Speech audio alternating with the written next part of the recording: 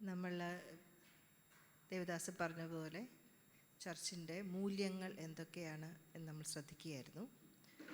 മറ്റ് സഭകൾ വിശ്വസിക്കുന്നത് പോലെ യേശുക്രിസ്തു ഭൂമിയിൽ വന്നു, മരിച്ചു, ഉയർത്തെഴുന്നേറ്റു.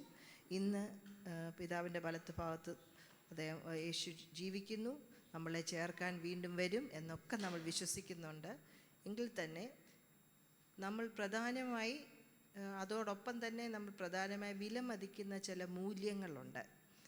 കഴിഞ്ഞ ആഴ്ച നമ്മൾ കേട്ടത് കമ്പാഷനേറ്റ് മിനിസ്ട്രി, കരുണയോടുകൂടിയ ശുശ്രൂഷ, കരുണയോടുകൂടിയ ശുശ്രൂഷ. ഇന്ന് രാവിലെ ഞാൻ സൈഡ് റൂമിൽ ചെന്ന സമയത്ത് കപ്പുകളുണ്ട്, പാൽപ്പൊടിയുണ്ട്, കാപ്പിപ്പൊടിയുണ്ട്, ചായയുണ്ട്, ബിസ്ക്കറ്റുണ്ട്. അകത്ത് കയറി വന്നപ്പം ഇതെല്ലാം നല്ല വൃത്തിയായി തുടച്ച് തൂത്ത് കസാരകളൊക്കെ ഇട്ടിരിക്കുന്നു. ഈ ചർച്ച് മുൻപോട്ട് പോകുന്നത് നമ്മളുടെ എല്ലാവരുടെയും കൂട്ടായ പ്രവർത്തനമാണ്. ഒരാളുടെ പ്രവർത്തനമല്ല, എല്ലാവരുടെയും കൂട്ടായ പ്രവർത്തനം. അത് അനുകമ്പയോടെ, കമ്പാഷനേറ്റ്, കരുണയോട് ചെയ്യുക. സ്തോത്രം. ഇന്ന് നാം നോക്കാൻ പോകുന്നത് റെക്കൺസൈലിംഗ് കമ്മ്യൂണിറ്റി. നമ്മുടെ ചർച്ചിൻ്റെ വേറൊരു മൂല്യമാണ് റെക്കൺസൈലിംഗ് കമ്മ്യൂണിറ്റി എന്ന് പറഞ്ഞാൽ ബൈബിളിൽ അതിനുപയോഗിക്കുന്ന പദം നിരപ്പ്, നിരപ്പിക്കുന്ന സമൂഹം. വേറൊരു പദം കൂടി അതിനോട് ചേർത്ത് പറയാം, അനുരഞ്ജിപ്പിക്കുന്ന സമൂഹം. അനുരഞ്ജിപ്പിക്കുന്ന സമൂഹം അല്ലെങ്കിൽ നിരപ്പിക്കുന്ന സമൂഹം. സ്തോത്രം. ആദ്യമായി നാം മനസ്സിലാക്കുക, നമ്മളെല്ലാവർക്കും നിരപ്പ് ആവശ്യമാണ്. We all need to be reconciled. അതുമാത്രമല്ല, നമ്മൾ നിരക്കപ്പെടേണ്ടതും ആവശ്യമാണ്. മറ്റുള്ളവരുമായി നമ്മളും നിരപ്പ് പ്രാപിക്കേണ്ടത് ആവശ്യമാണ്. ഒന്നോർത്ത് നോക്കി, നമുക്കിഷ്ടമുള്ള ആൾക്കാരുടെ പേരുകളൊക്കെ ഒന്ന് ഓർത്ത് നോക്കി. അതോടൊപ്പം തന്നെ നമുക്ക് അത്ര താല്പര്യമില്ലാത്തവരുടെ പേരുകൂടെ ഒന്ന് ഓർത്ത് നോക്കി. ചിലപ്പം കണ്ടാൽ സംസാരിക്കാൻ താല്പര്യമില്ല, കണ്ടാൽ മുഖം തിരിഞ്ഞു പോവും, മുഖം വെട്ടിപ്പോവും, അല്ല ഒരു പക്ഷേ നമുക്ക് വെറുപ്പായിരിക്കാം. അങ്ങനെയുള്ളവരുടെ പേരൊക്കെ ഒന്ന് ഓർത്ത് നോക്കി. പണ്ട് നമ്മുടെ കുടുംബത്തിലും അയൽവക്കത്തിലും പഠിക്കുന്നിടത്തും ജോലി ചെയ്യുന്നിടത്തൊക്കെ ഉള്ളായിരുന്നു അങ്ങനത്തെ ആൾക്കാർ. എന്നാൽ ഇപ്പം ഈ ടെക്നോളജി വന്നതുകൊണ്ട് എന്താണ്, ദൂരെയുള്ളവരും നമ്മുടെ ശത്രുക്കളാണ്, ദൂരെയുള്ളവരും നമ്മുടെ കൂട്ടുകാരാണ്, വേറെ കാര്യം. അതുപോലെ ദൂരെയുള്ളവരും കണ്ടിട്ടില്ലാത്തവരും ഉണ്ട് നമ്മൾ വെറുക്കുന്നവർ. ഈ ടെക്നോളജി വന്നപ്പോൾ നമ്മളറിയാൻ ദൂരെയുള്ളവരൊക്കെ കണക്ട് ചെയ്യാനൊക്കെയുള്ള സംവിധാനങ്ങളൊക്കെ നമുക്ക് ലഭിച്ചു. എന്നാൽ technology also divides us. Technology നമ്മളെ വേർതിരിക്കും. ഉദാഹരണം പറഞ്ഞാൽ, ഒരു ന്യൂസ്, ഒരു വലിയൊരു സംഭവം നമ്മുടെ ദേശത്ത് നടന്നെന്നിരിക്കട്ടെ, മിക്കവാറും ആ സമയത്ത് എന്തു ചെയ്യും, പല റിപ്പോർട്ടേഴ്സ് പല ആംഗിളിൽ നിന്ന് അതിനെക്കുറിച്ച് പറയും. ശരിയാണോ? പല ആംഗിളിൽ നിന്ന് പല റിപ്പോർട്ടേഴ്സ് പറയും.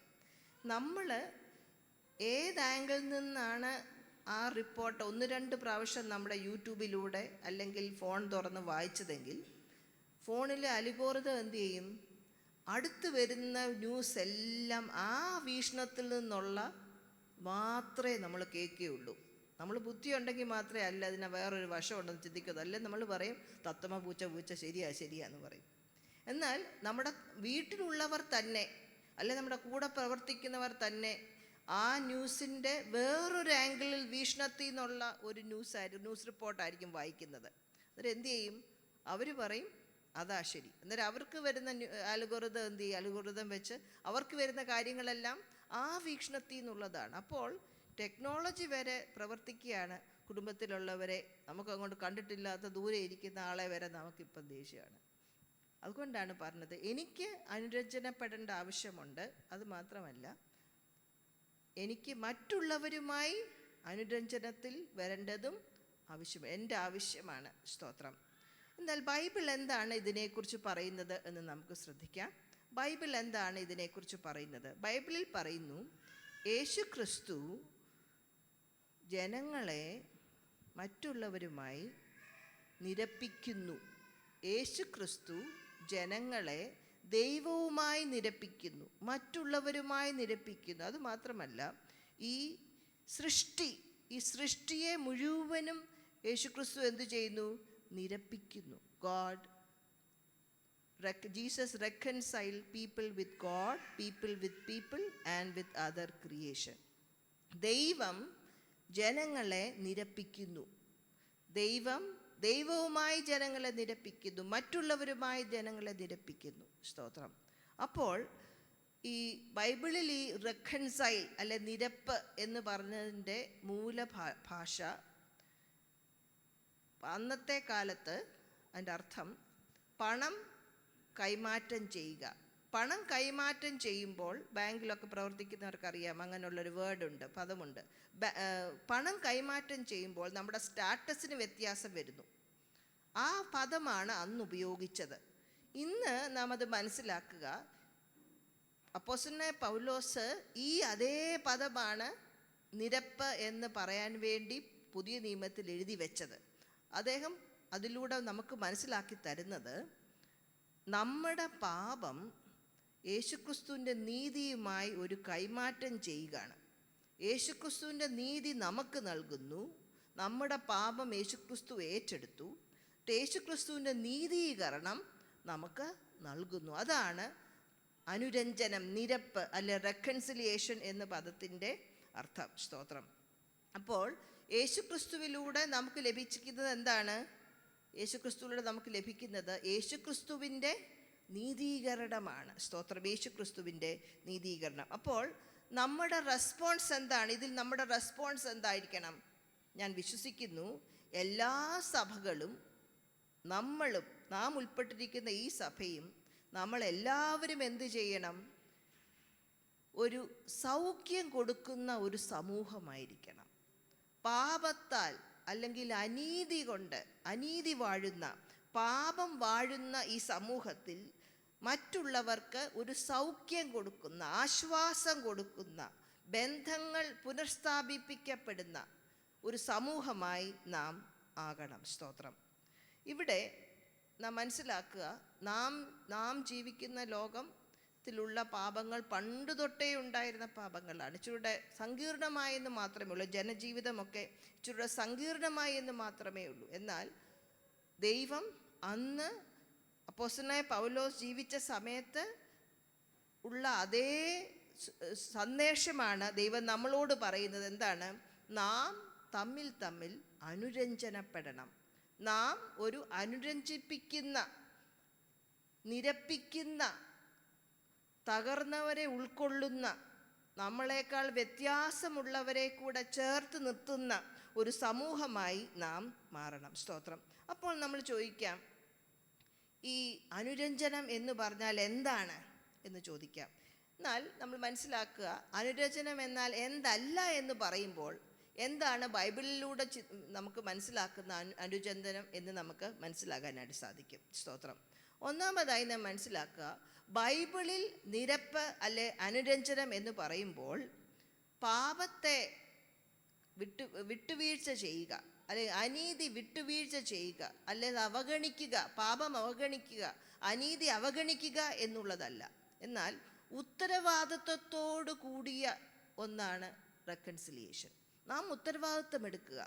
പാപമുണ്ട്, അനീതിയുണ്ട്, നമ്മുടെ ഭവനത്തിലുണ്ട്, നമ്മുടെ സഭകളിലുണ്ട്, നമ്മുടെ ദേശത്തുണ്ട്, നമ്മുടെ അയൽവക്കങ്ങളിലുണ്ട് എന്ന് മനസ്സിലാക്കി സത്യം നമ്മൾ തിരിച്ചറിഞ്ഞ് എവിടൊക്കെ മാനസാന്തരപ്പെടണോ അവിടൊക്കെ നമ്മൾ എന്ത് ചെയ്യുക?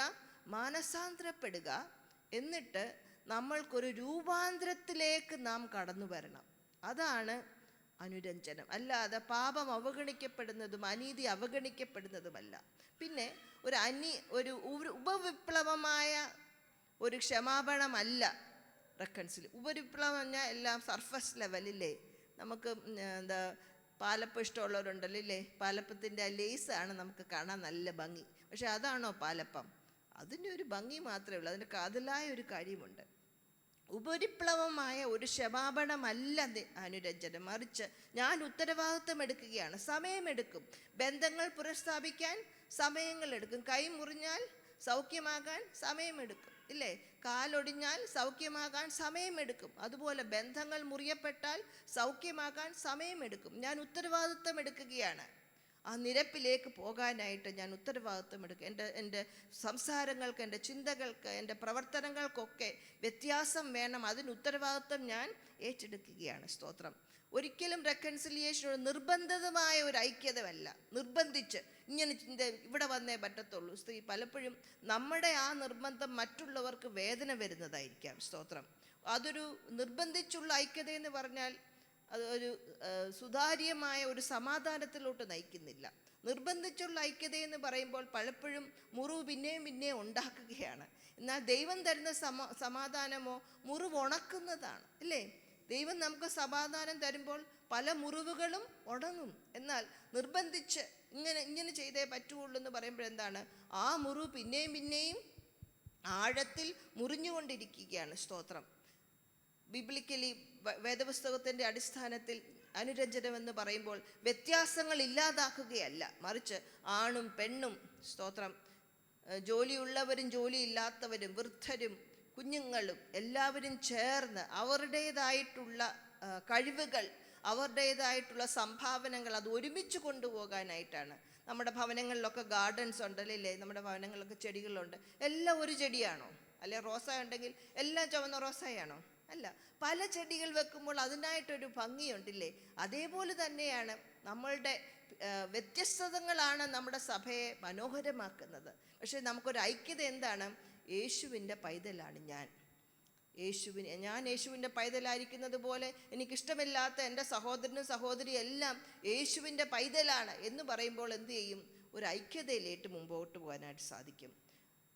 വേദപുസ്തകത്തിൻ്റെ അടിസ്ഥാനത്തിൽ അനുരഞ്ജനം എന്ന് പറയുമ്പോൾ അത് സംഘർഷങ്ങൾ അല്ലെങ്കിൽ പ്രശ്നങ്ങളില്ലാത്തതല്ല. പ്രശ്നങ്ങളൊക്കെ വരും നമ്മുടെ ജീവിതത്തിൽ, സംഘർഷങ്ങൾ വരും, ഇല്ലേ? കഴിഞ്ഞ ആഴ്ച ഭാര്യ പറഞ്ഞ് ഇഷ്ടപ്പെടാത്ത ഭർത്താക്കന്മാരെന്ന് കൈവക്കാൻ പറയുമില്ല. ഭർത്താവ് പറഞ്ഞ് ഇഷ്ടപ്പെടാത്ത ഭാര്യമാർ എത്ര പേരുണ്ട്? കുഞ്ഞുങ്ങൾ പറഞ്ഞ് ഇഷ്ടപ്പെടാത്ത അപ്പനും അമ്മമാർ എത്ര പേരുണ്ട്? അല്ലെ? കൂടെ പഠിക്കുന്നവർ ഇഷ്ടപ്പെടാത്ത, അല്ലെ അയൽവക്കത്തുള്ളവർ, അതെല്ലാം വരും. അങ്ങനെയുള്ള അഭിപ്രായ വ്യത്യാസങ്ങളും ഭിന്നതകളും എല്ലാം വരും.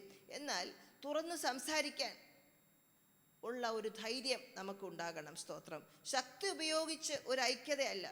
ശക്തി ഉപയോഗിച്ച് ഐക്യതയാകുമ്പോഴെന്താണ്? പലരും മുറിവേൽക്കപ്പെടുകയാണില്ലേ? മുറിവേൽക്കപ്പെടുകയാണ്. സ്തോത്രം. എന്നാൽ അവരുടെ വില മനസ്സിലാക്കി, അവരുടെ ദൈവം അവർക്ക് കൊടുത്ത കഴിവുകളെ മനസ്സിലാക്കി മുമ്പോട്ട് പോകുമ്പോഴാണ് അനുരഞ്ജനം ഉണ്ടാകുന്നത്. സ്തോത്രം. അതോടൊപ്പം തന്നെ മനസ്സിലാക്കുക, അതിരുകളുണ്ട്.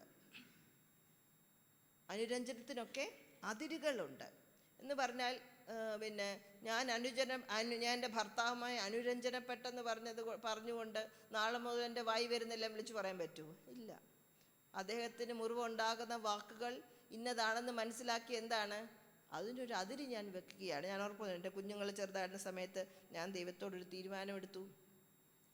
ഞാൻ ഒരിക്കലും എൻ്റെ പിള്ളേരെ എടാ പോടാ എന്ന് വിളിക്കത്തില്ല. സാധാരണ നമ്മൾ എടാ പോടാ എന്നൊക്കെ വിളിക്കുന്ന സ്നേഹത്തോട് വിളിക്കും. എന്നാലും അച്ഛനും അമ്മമാരൊക്കെ ശ്രദ്ധിച്ചു നോക്കി, നമ്മൾ സാധാരണ വാടാ വാടാന്ന് വിളിക്കുന്നത് എപ്പോഴാണ്? നമ്മുടെ അരിശം വരുമ്പോഴാണ്. അതുകൊണ്ട് ഞാൻ ചെറുപ്പത്തിലൊരു തീരുമാനമെടുത്തു. ദൈവസന്നിധിയിൽ വളരെ സ്നേഹത്തോട് കൊണ്ടുവന്ന് പ്രതീക്ഷിച്ചൊരു പേരിട്ടിട്ടുണ്ടല്ലോ നമ്മുടെ പിള്ളേർക്കൊക്കെ, ഇല്ലേ? അങ്ങനെ ഒരു പേരിട്ടിട്ടുണ്ട്. ആ പേരെ ഞാൻ വിളിക്കുകയുള്ളൂ. ദേഷ്യം വന്നാലും ആ പേര് അങ്ങനെ വിളിക്കുകയുള്ളൂ. അത് ഞാൻ ചെയ്ത ഒരു അതിരായിരുന്നു. ഞാൻ എൻ്റെ കോപം എൻ്റെ കുഞ്ഞുങ്ങളോട് പ്രകടിപ്പിക്കുമ്പോൾ അതിന് ഞാൻ ചെയ്ത ഒരു അതിരാണ്. അത് 100% ശരിയായോ എന്ന് എൻ്റെ പിള്ളേരോട് ചോദിച്ചാൽ അത് കേട്ടോ, അടുത്ത പ്രാവശ്യം ചോദിക്കുക കേട്ടോ. ശരിയായിട്ടില്ല. എന്നാലും ചില അതിരുകളൊക്കെ നാം വെക്കും. എന്ത്? നിരക്കാൻ വേണ്ടി. സ്തോത്രം. അപ്പോൾ നമുക്കെല്ലാവർക്കും അനുരഞ്ജനപ്പെടണം. ദൈവത്തിൻ്റെ നിരപ്പ് നമുക്ക് വേണം. മറ്റുള്ളവരുമായി നമ്മൾ അനുരഞ്ജനപ്പെടണം, നിരപ്പ് വേണം. സ്തോത്രം. ദൈവം പറയുന്നു, ബൈബിൾ പറയുന്നു, യേശുക്രിസ്തു ഭൂമിയിൽ വന്നത് എന്തിനാണ്? നമ്മളെ ദൈവവുമായി നിരപ്പിക്കാൻ. അതുകൊണ്ട് നമ്മുടെ റെസ്പോൺസ് എന്താണ്? നമ്മളൊരു അനുരഞ്ജനമുള്ള, നിരപ്പുള്ള ഒരു സമൂഹമായി മാറണം. മറ്റുള്ളവരുടെ മുറിവ് കെട്ടുന്ന, മറ്റുള്ളവരുടെ മുറിവ് പിന്നെ മുറിച്ച് ആഴത്തിൽ മുറിവുണ്ടാക്കുന്നവരല്ല, മറിച്ച് മറ്റുള്ളവരുടെ മുറിവ് കെട്ടുന്ന ഒരു സമൂഹമായി നമ്മൾ വരണം. സ്തോത്രം. അപ്പോൾ നമുക്ക് നോക്കാം, എന്തുകൊണ്ടാണ് നമുക്ക് അനുരഞ്ജനം ആവശ്യമുള്ളത്? സ്തോത്രം. എന്തുകൊണ്ടാണ് നമുക്ക് അനുരഞ്ജനം ആവശ്യമുള്ളത്? സ്തോത്രം. ദൈവം ആദാമിനെ ഹവ്വായെയും സൃഷ്ടിച്ച സമയത്ത് പാപമില്ലായിരുന്നു. എന്നാൽ പാപം അവരുടെ ജീവിതത്തിൽ വന്നപ്പോൾ ദൈവവും മനുഷ്യനുമായിട്ടുള്ള ബന്ധം അകന്നു. പാപം, അതിക്രമം ദൈവവും മനുഷ്യനുമായിട്ട് എന്ത് ചെയ്യുന്നു? വേർപെടുത്തുന്നു. എന്നാൽ നമ്മൾ എന്ത് ചെയ്യുന്നയോ, ഈ ആദാമും ഹവ്വായും ചെയ്ത പോലെ നല്ല ഇല കൊണ്ടൊക്കെ ഉടുപ്പൊക്കെ ഉണ്ടാക്കി നോക്കും എന്ന് പറഞ്ഞാൽ നമ്മൾ തന്നെ ബ്രിഡ്ജ് ഉണ്ടാക്കും, ഇല്ലേ? നമ്മൾ തന്നെ ചില പാലങ്ങൾ ഉണ്ടാക്കി. ഈ പാലം എങ്ങനെ ഇവിടുന്ന് അങ്ങോട്ട് ദൈവത്തിൻ്റെ അടുത്തോട്ട് പോകാൻ പറ്റും? നമ്മൾ തന്നെ പാലങ്ങൾ ഉണ്ടാക്കും. പക്ഷെ പലപ്പോഴും ആ പാലങ്ങളുണ്ടല്ലോ, അതിന് നീളമില്ല അവിടെ വരെ ചെല്ലാൻ. പലപ്പോഴും ആ പാലങ്ങൾക്ക് നീളമില്ല അവിടെ വരെ ചെല്ലാൻ. എന്നാൽ നമ്മൾ ചിന്തിക്കും, ആരാണ് ദൈവത്തെയും മനുഷ്യനെയും, പാപമുള്ള മനുഷ്യനെയും ദൈവത്തെയും തമ്മിൽ ബന്ധിപ്പിക്കുന്നത്? ആരാണ്? നമ്മുടെ നീതിപ്രവർത്തികളാണോ? നല്ലത് തന്നെ. പള്ളിയിൽ പോകുന്നതാണോ? നല്ലത് തന്നെ. ഉപവസിക്കുന്നതാണോ? നല്ലത് തന്നെ. ദാനകർമ്മങ്ങൾ ചെയ്യുന്നതാണോ? നല്ലത് തന്നെ. അതെല്ലാം നല്ല പ്രവൃത്തികളാണെങ്കിലും പാപത്തിലാണ് നമ്മൾ അത് ചെയ്യുന്നത് കൊണ്ട് ദൈവത്തിൻ്റെ അടുത്തോട്ട് ചെല്ലാനായിട്ട് നമുക്ക് സാധിക്കുന്നില്ല. എന്നാൽ നമ്മൾ ബൈബിളിൽ പറയുന്നു, യേശു ക്രിസ്തുവിലൂടെയാണ് നമുക്ക് പിതാവിൻ്റെ അടുത്ത് വരാനായിട്ട് സാധിക്കുന്നത്. യേശു ക്രിസ്തുവിലൂടെയാണ് നമുക്ക് പിതാവിൻ്റെ അടുത്ത് വരാനായിട്ട് സാധിക്കുന്നത്. 2-3 വാക്യങ്ങളൊന്ന് വായിക്കാം. റോമാലേഖനം 5-ാം അധ്യായത്തിൻ്റെ 8 മുതൽ 11 വരെയുള്ള വാക്യം. റോമാലേഖനം 5-ാം അധ്യായത്തിൻ്റെ 8 മുതൽ 11 വരെയുള്ള വാക്യങ്ങൾ ഒന്ന് വായിക്കാം. ക്രിസ്തുവോ, ആരെങ്കിലും മൈക്കെടുത്തിട്ടുണ്ടോ? ഓക്കെ. ക്രിസ്തുവോ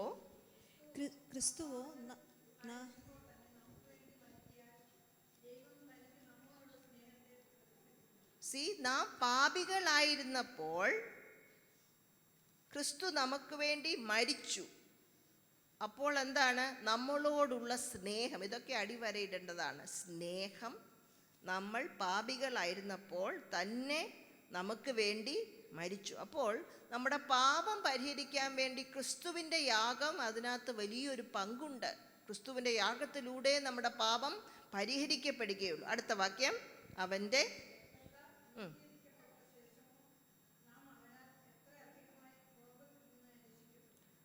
അവൻ്റെ രക്തത്താൽ നമ്മൾ എന്ത് ചെയ്തു? നീതീകരിക്കപ്പെട്ടു. മുമ്പ് ഞാൻ പറഞ്ഞില്ലേ, ദൈവത്തിൻ്റെ നീതി നമ്മുടെ പാപവുമായി വെച്ചു മാറിയപ്പോൾ നാം നീതിയായി, ദൈവത്തിൻ്റെ നീതി നമുക്ക് തന്നതുകൊണ്ട് നാം നീതീകരിക്കപ്പെട്ടു. അങ്ങനെ കോപത്തിൽ നിന്ന് രക്ഷപ്പെടും. പാപത്തിൽ നിന്ന് വരുന്ന ദൈവകോപമുണ്ട്. ആ കോപത്തിൽ നിന്ന് നമ്മൾ രക്ഷപ്പെടുന്നത് എപ്പോഴാണ്? ദൈവം നമ്മളെ നീതിമാനാക്കുമ്പോൾ, ക്രിസ്തുവിൻ്റെ രക്തത്തിലൂടെ നീതിമാനാക്കുമ്പോൾ. അടുത്തത്,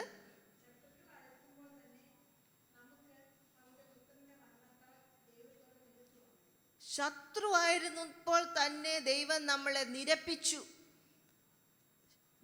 യേശുക്രിസ്തുവിൻ്റെ മരണത്തിലൂടെ നമ്മൾ നിരപ്പ് പ്രാപിച്ചു. നാം ശത്രുവായിരുന്നു, നമ്മൾ എന്ത് ചെയ്തു?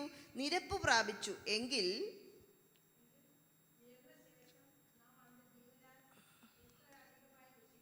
അതല്ലേ യേശു മരിച്ചവരിൽ നിന്ന് ഉയർത്തെഴുന്നേറ്റു എന്ന് പറയുന്നത്. അപ്പോൾ മരണത്തിലൂടെ നമുക്ക് രക്ഷ വന്നെങ്കിൽ എത്രയധികം യേശുക്രിസ്തുവിൻ്റെ ജീവനിലൂടെ നാം രക്ഷിക്കപ്പെടും. സ്തോത്രം. യേശു ജീവിച്ചത് കൊണ്ടാണ് നാം ഉയർത്തെഴുന്നേറ്റപ്പെടുമെന്ന് പറയുന്നത്. യേശു ജീവിക്കുന്നത് കൊണ്ടാണ് അവൻ മടങ്ങി വന്ന് നമ്മെ അവനോടൊപ്പം ചേർക്കുന്നത്. അതാണ് രക്ഷയുടെ ഏറ്റവും അവസാനത്തെ പടി. അത്രയുമല്ല,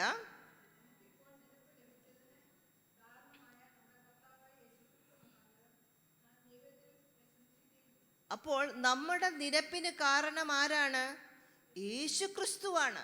യേശുക്രിസ്തുവിലൂടെ മാത്രമേ നമുക്ക് നിരപ്പ് പ്രാപിക്കാനായിട്ട് സാധിക്കുകയുള്ളൂ. നല്ല പ്രവൃത്തി ചെയ്യണം, സംഭാവനകൾ കൊടുക്കണം, മറ്റുള്ളവർ കരുണയോടെ ഇടപെടണം, ശുശ്രൂഷിക്കണം, എല്ലാം ചെയ്യണം. പക്ഷെങ്കിൽ നിരപ്പ് പ്രാപിക്കണമെങ്കിൽ എന്താണ്? യേശുക്രിസ്തുവിൽ വിശ്വസിച്ചെങ്കിൽ മാത്രമേ നമുക്ക് നിരപ്പ് പ്രാപിക്കാനായിട്ട് സാധിക്കുകയുള്ളൂ. സ്തോത്രം. ഇനിയും അടുത്ത വാക്യം ഒന്ന് വായിക്കാം. 2 കൊരിന്ത്യർ 5-ാം അധ്യായത്തിൻ്റെ 17 മുതൽ 19 വരെയുള്ള വാക്യങ്ങൾ. 2 കൊരിന്ത്യർ 5-ാം അധ്യായത്തിൻ്റെ 17 മുതൽ 19 വരെയുള്ള വാക്യങ്ങൾ. ഒരുത്തൻ ക്രിസ്തുവിലായാൽ അവൻ പുതിയ സൃഷ്ടിയാകുന്നു. പഴയത് കഴിഞ്ഞുപോയി, ഇതാ അത് പുതുതായി തീർന്നിരിക്കുന്നു. അതിനൊക്കെയും ദൈവം തന്നെ കാരണഭൂതൻ. അപ്പോൾ പുതിയ സൃഷ്ടിയാകാൻ കാരണം എന്താണ്? അതിനൊക്കെയും ദൈവം തന്നെ കാരണഭൂതൻ. അപ്പോൾ നമ്മൾ പുതിയ സൃഷ്ടിയാകാൻ നമ്മുടെ നീതിപ്രവൃത്തിയാണോ, നമ്മുടെ ദാനധർമ്മങ്ങളാണോ? അല്ല, ദൈവം തന്നെ കാരണഭൂതൻ. അടുത്തത്, അവൻ നമ്മെ ക്രിസ്തു മൂലം തന്നോട് നിരപ്പിച്ചു. പിന്നെയും പറയുകയാണ്, ആരാണ് നമ്മളെ നിരപ്പിച്ചത്? ദൈവം നിരപ്പിച്ചു. ആരുടെ കാരണം? ക്രിസ്തു മൂലം, ക്രിസ്തുവിൻ്റെ മരണം മൂലം ദൈവം നമ്മളെ നിരപ്പിച്ചു. നിരപ്പിൻ്റെ പിന്നെ വായിച്ചാട്ടെ. നിരപ്പിന്റെ ശുശ്രൂഷ ഞങ്ങൾക്ക് തന്നിരിക്കുന്നു. ദൈവം ലോകത്തിന് ലംഘനങ്ങളെ കണക്കിടാതെ ലോകത്തെ ക്രിസ്തുവിൽ തന്നോട് നിരപ്പിച്ചു പോന്നു. ഈ നിരപ്പിന്റെ വചനം ഞങ്ങളുടെ പക്കൽ ഭരമേൽപ്പിച്ചുമിരിക്കുന്നു. നമ്മളെ ഭരമേൽപ്പിച്ചിരിക്കുന്നു, നമുക്ക് തന്നിരിക്കുന്നു. അതുകൊണ്ടാണ് മുമ്പേ ഞാൻ പറഞ്ഞത്, നമ്മുടെ പ്രതികരണം എന്താണ്? നാം ഒരു നിരപ്പിക്കുന്ന, മറ്റുള്ളവരുടെ മുറിവ് കെട്ടുന്ന, മറ്റുള്ളവരുടെ മുറിവുകൾ ഉണക്കുന്ന, അവർക്ക് സമാധാനം കൊടുക്കുന്ന, അവർക്ക് ആശ്വാസം കൊടുക്കുന്ന ഒരു സമൂഹമായി മാറണം എന്ന് ദൈവത്തിൻ്റെ പദ്ധതിയാണ്. സ്തോത്രം. ഇവിടെ രക്ഷ നമുക്കറിയാം, വിശ്വാസത്താൽ യേശുക്രിസ്തുവിനെ വിശ്വസിക്കുമ്പോൾ നമുക്ക് എന്ത് ചെയ്യുന്നു? രക്ഷ ഉണ്ടാകുന്നു. യേശുക്രിസ്തുവിൻ്റെ വിശ്വസിക്കുമ്പോൾ നമുക്ക് രക്ഷ ഉണ്ടാകുന്നു. ആ രക്ഷയാണ് പാപത്തിൽ നിന്ന് നാം ദൈവത്തിങ്കിലോട്ട് കടന്നു പോകാനുള്ള ഒരു പാതയായി ആ ക്രൂശാണ്. പാപമുള്ള മനുഷ്യനെ ദൈവവുമായിട്ട് കണക്ട് ചെയ്യുന്നത് കുരിശാണ്. സ്തോത്രം. അതുകൊണ്ടാണ് എഫേസ്യ ലേഖനത്തിൽ പറയുന്നു, ദൈവം നമുക്ക് സമാധാനം നൽകുന്നു. വായിക്കാം, Ephesians 2:14. He is our peace. ദൈവമാണ് നമ്മുടെ സമാധാനം. എഫേസ്യർ 2:14. അവൻ നമുക്ക് സമാധാനം. അവൻ ഇരുപക്ഷത്തെയും ഒന്നാക്കി ചട്ടങ്ങളെയും കൽപ്പനകളുമായ ന്യായപ്രമാണം എന്ന ശത്രുത്വം തൻ്റെ ജഡത്താൽ നീക്കി വേർപാടിൻ്റെ നടുച്ചുവർ ഇടിച്ചു കളഞ്ഞു എന്ന് പറഞ്ഞാൽ, ഇവിടെ പറയുന്നത് യഹൂദന്മാരല്ലാത്തവരും തമ്മിൽ ഒരു ശത്രുത്വമുണ്ടായിരുന്നു. ദൈവം യേശുക്രിസ്തു നമ്മുടെ സമാധാനമായി വന്നപ്പോൾ ആ നടുച്ചുവർ ഇടിച്ചു കളഞ്ഞു. അവർക്ക് തമ്മിൽ സമാധാനമുണ്ടായി എന്ന് പറഞ്ഞാൽ, വ്യത്യസ്തമായ ജാതികൾ, വ്യത്യസ്തമായ ഭാഷ സംസാരിക്കുന്നവർ, ആചാരമുള്ളവർ, അവർ തമ്മിലുള്ള നടുച്ചുവർ യേശുക്രിസ്തു ഇടിച്ചു കളഞ്ഞിട്ട് യേശുക്രിസ്തു തന്നെ നമ്മുടെ സമാധാനമായി മാറി. സ്തോത്രം. അപ്പോൾ യേശുക്രിസ്തു ജനങ്ങളെ ദൈവവുമായി നിരപ്പിക്കുന്നു എന്ന് മാത്രമല്ല, യേശുക്രിസ്തു ജനങ്ങളെ മറ്റു ജനങ്ങളുമായി നിരപ്പിക്കുന്നു. ഈ സൃഷ്ടിയുമായി, തൻ്റെ സൃഷ്ടിയുമായി യേശുക്രിസ്തു നിരപ്പിക്കുന്നു. സ്തോത്രം. ഈ നിരപ്പ് പ്രാപിച്ചവരാണ്, ഇന്ന് നമ്മൾ സ്നാനത്തിൻ്റെ ക്ലാസ് പറഞ്ഞല്ലോ, സ്നാനത്തിന് വേണ്ടി ഒരുങ്ങേണ്ടത് ഈ നിരപ്പ് പ്രാപിച്ചവരാണ്. ഞാൻ രക്ഷിക്കപ്പെട്ടു, സ്നാനം ആവശ്യമുണ്ടോ എന്ന ചോദ്യങ്ങൾ ഉണ്ടായിരിക്കാം. ആർക്കാണ് സ്നാനം ആവശ്യം? രക്ഷിക്കപ്പെട്ടവരാണ് സ്നാനപ്പെടേണ്ടവർ. പറയുകയാണ്, ഞാൻ പബ്ലിക്കായിട്ട് ഞാൻ പാപത്തിന് മരിച്ചു, നീതിക്കായി ഉയർത്തെഴുന്നേറ്റുവെന്ന് യേശുക്രിസ്തു എനിക്ക് ചെയ്ത ആ വലിയ ദാനം, യേശുക്രിസ്തു എനിക്ക് നൽകിയ വലിയ ദാനം, I am ready to testify before everyone. ലോകത്തിന് മുൻപിൽ ഞാനൊരു അടയാളമായി ഞാൻ മരിച്ചു, പാപത്തിന് മരിച്ചു, നീതിക്ക് വേണ്ടി ഞാൻ ഉയർത്തെഴുന്നേറ്റുവെന്ന് ഞാൻ മറ്റുള്ളവരുടെ മുമ്പിൽ പറയാൻ ഞാൻ റെഡിയാണ് എന്നുള്ളതാണ് സ്നാനം. സ്തോത്രം. യേശു എൻ്റെ പാപം ക്ഷമിച്ചു തന്നു. അതുകൊണ്ട് യേശു പരസ്യമായി സ്നാനപ്പെട്ട, പാപമില്ലാത്ത യേശു പരസ്യമായി സ്നാനപ്പെട്ടെങ്കിൽ അതിന് ഞാനും തയ്യാറാണ് എന്ന് പറയുന്നതാണ് സ്നാനം. സ്തോത്രം. ദൈവവും നമ്മളുമായിട്ടുള്ള ബന്ധത്തിൻ്റെ വേറൊരു തലത്തിലോട്ട് സ്നാനം നമ്മളെ എത്തിക്കുകയാണ്. സ്തോത്രം. അതുകൊണ്ട് ഒരിക്കലും നിർബന്ധിക്കുകയല്ല, നിങ്ങൾ തന്നെ ചിന്തിക്കുക, ദൈവമേ, ഞാനും ദൈവവുമായിട്ടുള്ള ബന്ധത്തിൽ എന്താണ് ഞാൻ സ്നാനപ്പെടാതിരിക്കാൻ എന്നെ പുറകോട്ട് വലിക്കുന്നത്? ചിന്തിക്കുക. ചിന്തിച്ചിട്ട് പറയുക, കർത്താവേ, പബ്ലിക്കായിട്ട് ലോകത്തിൻ്റെ മുൻപിൽ ഞാൻ പറയാൻ തയ്യാറാ, ഞാൻ പാപത്തിന് മരിച്ചു, ഞാൻ നീതിക്ക് ഉയർത്തെഴുന്നേറ്റു. സ്തോത്രം. അതുകൊണ്ട് നാം എന്ത് ചെയ്യണം? നീതീകരിക്കപ്പെട്ട നമ്മൾ എന്ത് ചെയ്യണം? നിരപ്പ് പ്രാപിച്ച നമ്മൾ എന്ത് ചെയ്യണം? 2 കൊരിന്ത്യർ 5-ാം താഴോട്ടുള്ള വാക്യം വായിക്കുമ്പോൾ നമുക്ക് മനസ്സിലാകുന്നു. 20-21 വാക്യം നാം വായിക്കുമ്പോൾ മനസ്സിലാകും. ഒന്ന് വായിക്കാം. പാപം അറിയാത്തവനെ നാം അവനിൽ ദൈവത്തിൻ്റെ നീതി ആകേണ്ടതിന് അവൻ നമുക്ക് വേണ്ടി പാപമാക്കി. 2 കൊരിന്ത്യർ 5:20. ആകയാൽ ഞങ്ങൾ ക്രിസ്തുവിന് വേണ്ടി സ്ഥാനാപതികളായി ദൈവത്തോട് നിരന്നുകൊള്ളുവീൻ എന്ന് ക്രിസ്തുവിന് പകരം അപേക്ഷിക്കുന്നു. ഇപ്പോൾ ദൈവം നമ്മളെ ആക്കിയിരിക്കുന്ന ആരാണ്? ക്രിസ്തുവിന് പകരക്കാരായിട്ട്. ക്രിസ്തുവിന് പകരക്കാർ, അതല്ലേ സ്ഥാനാധിപതി. ഇന്ത്യയുടെ അംബാസിഡർ മറ്റു രാജ്യങ്ങൾക്ക് പോകുമ്പോൾ ഇന്ത്യയുടെ കാര്യങ്ങൾ അവരോട് പറയുകയാണ്, അവരുടെ കാര്യങ്ങൾ ഇന്ത്യയോട് പറയുകയാണ്. അതുപോലാണ് ക്രിസ്തുവിന് പകരമായി എന്നെ എൻ്റെ ഭവനത്തിലാക്കിയിരിക്കുകയാണ്. ക്രിസ്തുവിന് പകരമായി എന്നെ എൻ്റെ സമൂഹത്തിലാക്കിയിരിക്കുകയാണ്, എൻ്റെ വീട്ടിലാക്കിയിരിക്കുകയാണ്, ഞാൻ ജോലിസ്ഥലങ്ങളിലാക്കിയിരിക്കുകയാണ്. മറ്റുള്ളവരോട് പറയാൻ, ക്രിസ്തു എനിക്ക് നിരപ്പ് തന്നു, എൻ്റെ പാപം ക്ഷമിച്ചു തന്നു, അതുകൊണ്ട് നിങ്ങളും നിരന്നുകൊള്ളുവീൻ എന്ന് ക്രിസ്തുവിന് പകരം ആയി നാം പ്രബോധിപ്പിക്കുന്നു. അടുത്ത വാക്യം, പാപം അത് ദൈവം ഞങ്ങൾ മുഖാന്തരം പ്രബോധിപ്പിക്കുന്നത് പോലെയാകുന്നു. പാപം അറിയാത്തവനെ നാം അവനിൽ ദൈവത്തിൻ്റെ നീതി ആകേണ്ടതിന് അവൻ നമുക്ക് വേണ്ടി പാപമാക്കി. പാപം അറിയാത്തവനെ നോർത്ത് നോക്കിയേ. ഒരു കുറ്റവും ചെയ്യാത്ത എന്നെ വേറൊരാൾ ഓരോ കാര്യങ്ങൾ പറയുമ്പോൾ എത്രമാത്രം നമുക്ക് വേദനയുണ്ടാകും. നമ്മുടെ എല്ലാവരുടെയും പാപമാക്കി. പാപം അറിയാത്തവനെ ദൈവം അവനെ പാപമാക്കി. ആർക്ക് വേണ്ടി? എനിക്ക് വേണ്ടി, എനിക്ക് നീതി ലഭിക്കാൻ, ഞാൻ ദൈവസന്നിധിയിൽ നീതീകരിക്കപ്പെടാൻ, എൻ്റെ മേലുള്ള കോപം മാറാൻ ദൈവം പാപമില്ലാത്ത യേശുവിനെ പാപമാക്കി. അതാരും ഒരു സ്നേഹമുള്ള പിതാവും ചെയ്യത്തില്ലേ? ഇവിടെ പിതാക്കന്മാർ ഒത്തിരി പേരുണ്ടല്ലോ, മാതാക്കൾ ഒത്തിരി പേരുണ്ടല്ലോ.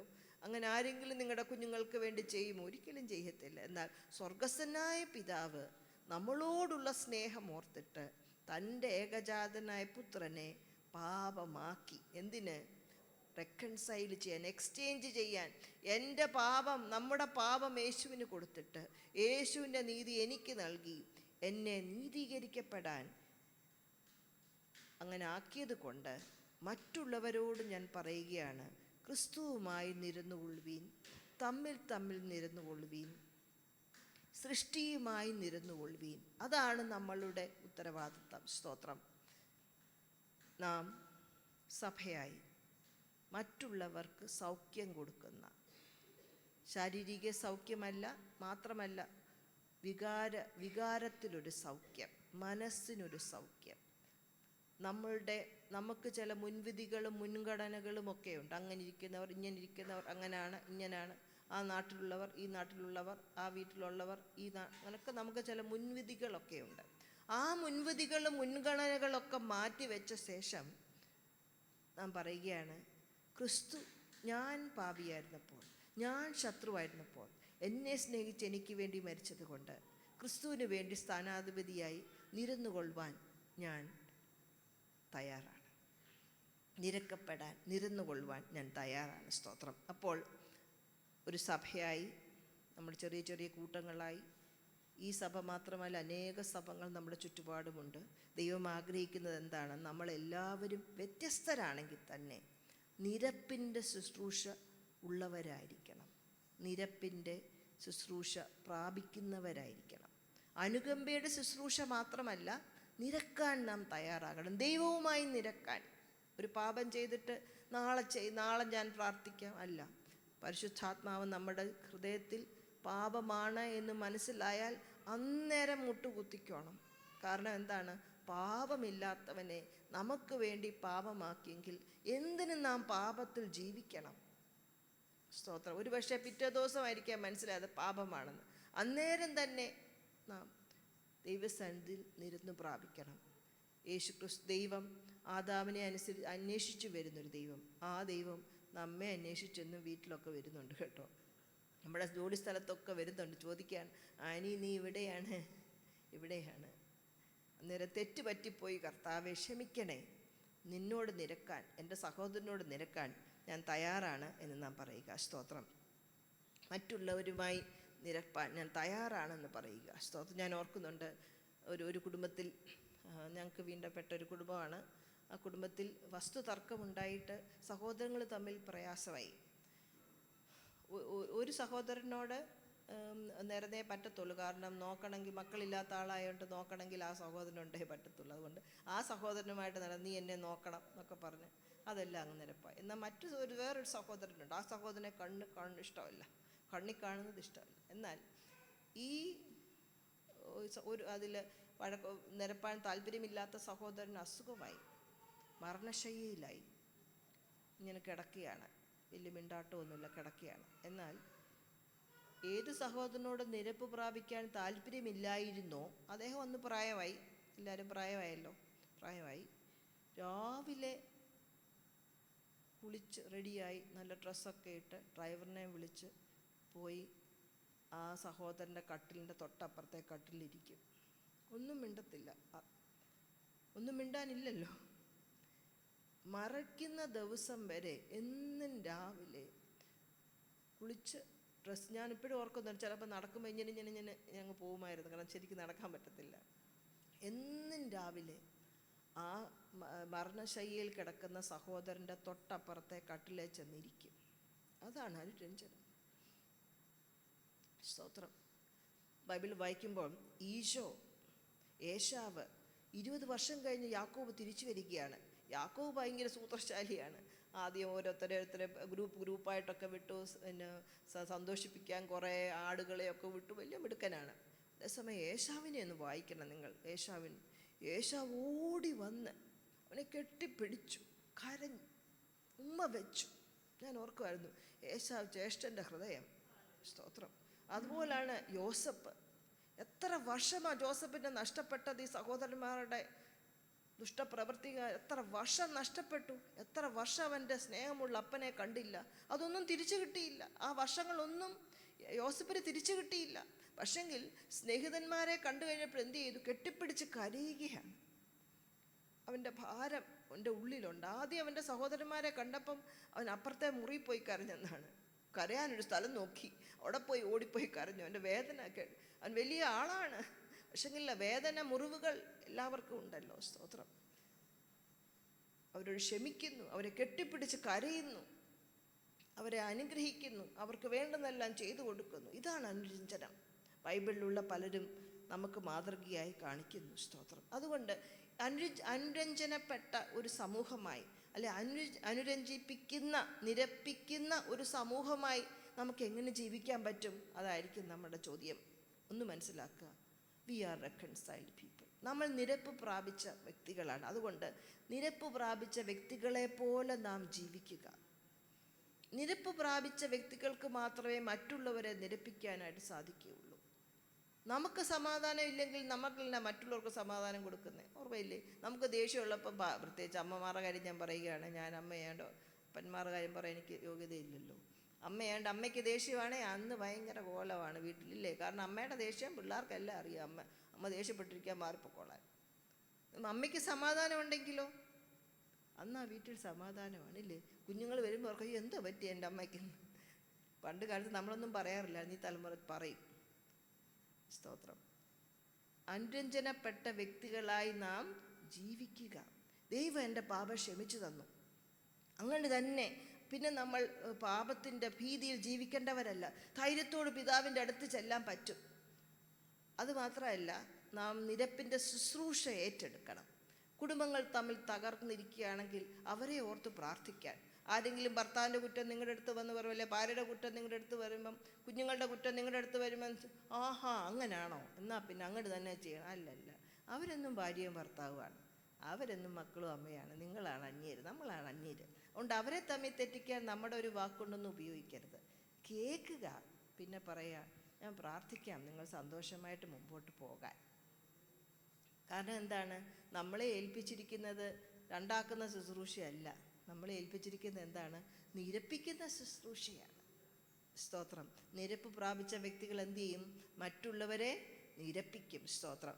അതുമാത്രമല്ല, നാം കഴിഞ്ഞ ആഴ്ച പറഞ്ഞതുകൂടെ ചേർത്ത് ഞാൻ പറയാൻ ആഗ്രഹിക്കുന്നു. ഒരു കരുണയുള്ള സമൂഹമായിരിക്കണം, ഒരു സ്നേഹമുള്ള സമൂഹമായിരിക്കണം. മറ്റുള്ളവരെ കുറ്റം പറയാൻ ഒത്തിരി പേരുണ്ട്, മറ്റുള്ളവരെ വിധിക്കാൻ ഒത്തിരി പേർ. യൂട്യൂബ് എടുത്ത് നോക്കിയാൽ മതി, എല്ലാം കഷ്ണമാക്കി തരും. ഏതെങ്കിലും ഒരു കുറവുണ്ടോ പിന്നെ പറയണ്ട, ഇല്ലേ?